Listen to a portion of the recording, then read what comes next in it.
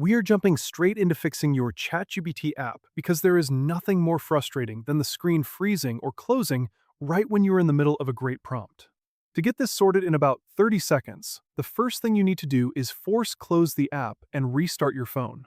If you are on an Android, tap on the ChatGPT icon, tap on the app info, and here tap on the force stop option. If you are using an iPhone, swipe up from the bottom and flick the app off the screen. Once that is done, give your device a full reboot. For iPhone users, hold the power and volume buttons until you see the slider, then power it back on.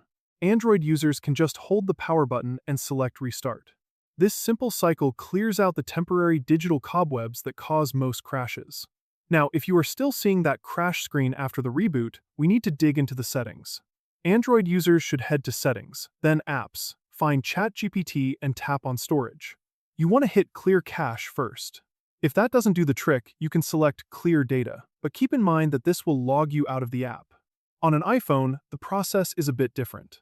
You will go to Settings, then General, and then iPhone Storage. Scroll down to ChatGPT and tap Offload App.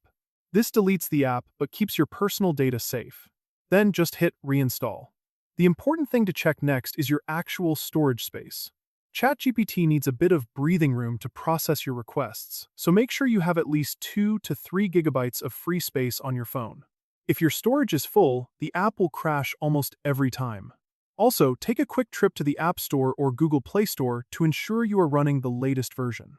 If these steps still do not fix it, the problem might not be your phone at all. Sometimes OpenAI has server issues, and you can check status.openai.com to see if there is a global outage. I hope you found this helpful, and I will see you in the next one.